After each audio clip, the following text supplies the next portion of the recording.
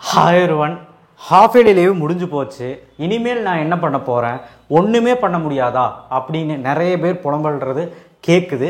And முக்கியமான விஷயம் 10th 12th நல்லா யோசிச்சு பண்ணுங்கள். இந்த லீவ் ஃபுல்லாக வேஸ்ட் பண்ணிட்டீங்கன்னு நினைக்கிறேன். நிறைய பேர் லீவ் வேஸ்ட் பண்ணிட்டீங்களா இல்லையான்னு கமெண்ட் பாக்ஸில் எனக்கு பண்ணுங்கள். நீங்கள் உண்மையாக மனசை தொட்டு சொல்லுங்கள், நான் லீவில் படித்தேனா இல்லையா, இப்போ லீவில் என்ன போர்ஷன்ஸ் முடிச்சேன்னு வரைக்கும் எனக்கு கமெண்ட் பாக்ஸில் கமெண்ட் பண்ணுங்கள், நான் பார்க்குறேன். அண்ட் ப்ளஸ் நீங்கள் கமெண்டில் ரிப்ளை பண்ணால் மட்டும்தான் எனக்கு கண்டிப்பாக ஒரு மோட்டிவேஷன் உண்டாகும். அண்ட் ஏன்னா சப்ஸ்கிரைப் பண்ணால் பண்ணிவிடுங்க. அந்த கீழே அந்த லைக் பட்டனை கிளிக் பண்ணி கண்டிப்பாக இன்ஸ்டாகிராம் ஐடியிலையும் வாட்ஸ்அப் சேனல்லையும் ஃபாலோ பண்ணுங்கள்.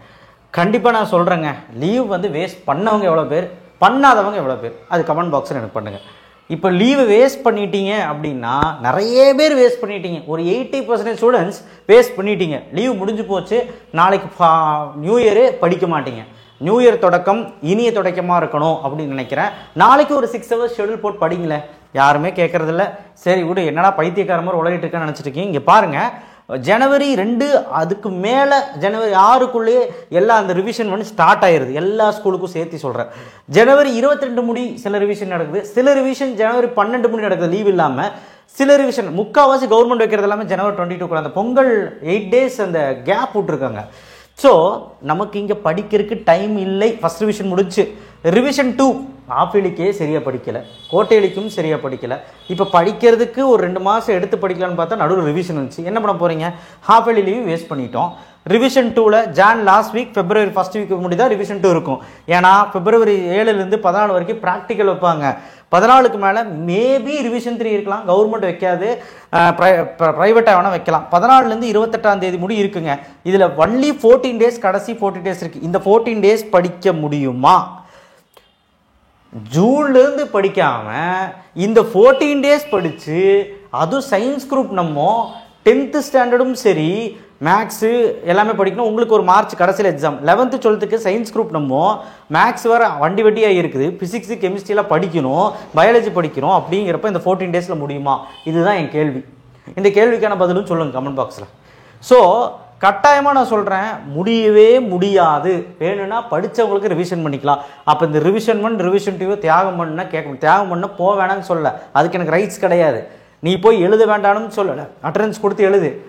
ஆனால் ரிவிஷன் படித்தவங்களுக்கு ஓகேங்க. படிக்காமல் போய் ரிவிஷனை எழுதுறது என்ன ஒரு அர்த்தமும் இல்லைங்க. ஃபுல் போர்ஷன் உனக்கு ஒன்றுமே தெரியாதுங்க. அப்போது லீவையும் வேஸ்ட் பண்ணிட்ட.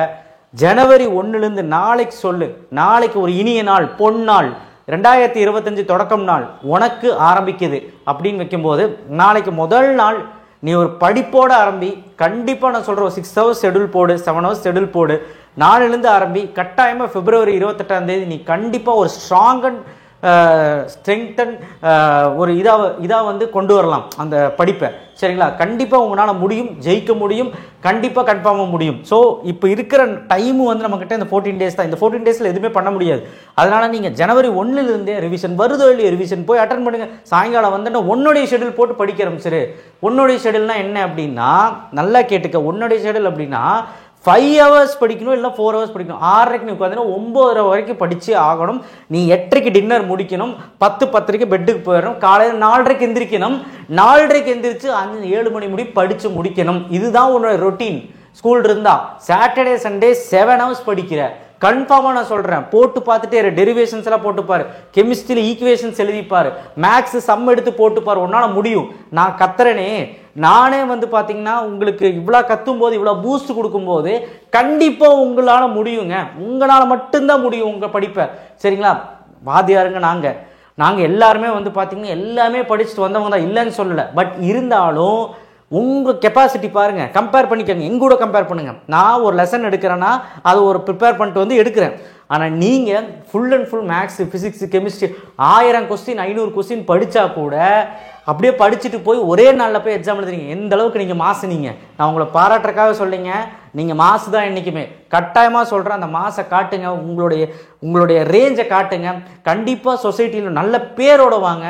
ஏன்னா இதோட பின்விளைவுகள் ரொம்ப ரொம்ப ரொம்ப ரொம்ப ரொம்ப ரொம்ப ரொம்ப காத்துக்கிட்டு இருக்குங்க. காலேஜுக்கு சேர்றதுக்கும் அண்டு பின்னாடி வந்து உங்களுடைய வாழ்வாதாரத்துக்கும் இந்த மார்க் ரொம்ப முக்கியம். யாரோ சொன்ன மாதிரி 12th மார்க்கே வாழ்க்கை ஏறாது. சில பேர்த்துக்கு அதுதாங்க வாழ்க்கை, நிறைய பேர்த்துக்கு அது தெரியறதில்ல. ஸோ அதனால் சொல்கிறவங்களெல்லாம் கண்டுக்காதீங்க. நம்ம கண்டிப்பாக எடுக்கிறோம், நம்ம குடும்பத்தோட லெவலை உயர்த்துறோம். நம்ம படிக்கிறது மூலயமா நம்ம குடும்பத்தோட லெவலை உயர்த்துறோம். அவ்வளோதாங்க, இதுதாங்க மேட்ரு. சரிங்களா? நான் இது மோட்டிவேஷனுக்காக தான் போட்டது. ஸோ பக்காவாக ஒரு பிளான் பண்ணியிருக்கேன். நான் மேக்ஸுக்கு மட்டும் எங்கிட்ட விட்டுருங்க. 11th மேக்ஸும் 12th மேக்ஸும் மட்டும் விட்டுருங்க. 10th முடிஞ்சால் நான் போட்டுறேன். 10th கன்ஃபார்மாக நான் போட ட்ரை பண்ணுறேன். சரிங்களா? 10th போடுறேன்னு போடுறேன். ஏன்னா எனக்கு 11th போட முடியும்னு தெரியல. பட் 12th கிளாரிட்டியாக இருக்கும். 1ஆம் தேதியிலேருந்து நாளையிலேருந்து ஆரம்பிக்கிறேன். January 30 முடி உங்களுக்கு கிராஷ் சீரிஸ் வருது, ஃபுல் போர்ஷன் கிராஷ் சீரிஸ். இதை பற்றின நெக்ஸ்ட் வீடியோ நாளைக்கு அப்டேட் பண்ணி டே 1 நாளைக்கே ஆரம்பிக்கிறேன். நான் இல்லை நாளைக்கு ஆரம்பிக்கிறேன். January 1லேருந்து January 31 உங்களுக்கு கிராஷ் சீரிஸ் வரப்போகுது.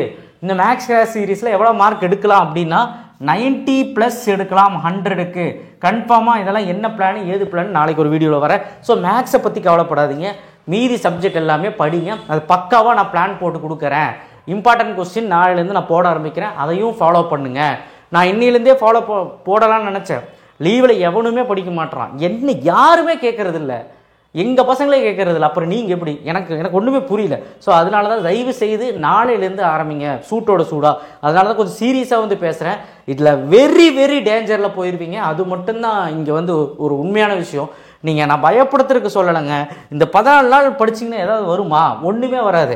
நீங்கள் January 1லேருந்து ஆரம்பிங்க, உங்களால் முடியும். அதுக்காக ரிவிஷன் டு போக வேணாம்னு சொல்ல. நீங்கள் போய் எழுதுங்க, உங்களுக்கு தெரிஞ்சதை எழுதிட்டு வாங்க, ஏதாவது முடிஞ்சதை எழுதிட்டு வாங்க. மிஸ்ஸுக்கிட்ட சொல்லுங்கள், நான் இவ்வளோ தான் தெரிஞ்சு வச்சிருக்கிறேன் அப்படின்னு சொல்லிட்டு நீங்கள் உங்கள் பப்ளிக்கோட இதில் மெத்தடில் படிக்க ஆரம்பிங்க.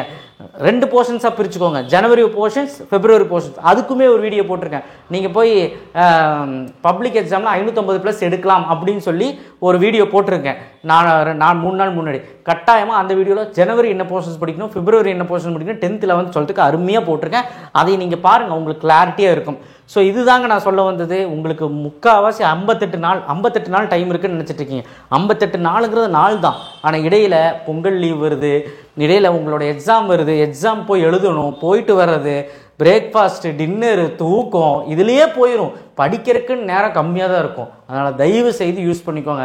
நான் சொல்கிறது யாருக்குமே புரியறதில்ல, கடைசியில் நீங்கள் வருத்தப்படுவீங்க. அதுக்காக தான் சொல்கிறேன். கண்டிப்பாக எல்லோரும் ஜெயிப்போம். நம்ம சேனலை ஃபாலோ பண்ணுங்கள், அது போதும் உங்களுக்கு.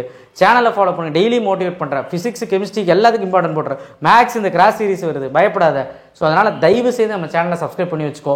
கன்ஃபார்மாக இது ஒரு மோட்டிவேஷனாக எடுத்துகிட்டு நாளையிலேருந்து ஆரம்பி. நான் சொன்ன மாதிரி 4:30லேருந்து ஆரம்பி. 4:30க்கு எந்திரி. கண்டிப்பாக 4:30க்கு எந்திரிப்பேன். கமெண்ட் பாக்ஸில் கமெண்ட் பண்ணுங்கள். 4:30க்கு எந்திரிப்பேன் ஒரு ஃபயர் மாதிரி போட்டு விடுங்க, அந்த ஃபயர் எமோஜி போட்டு விடுங்க.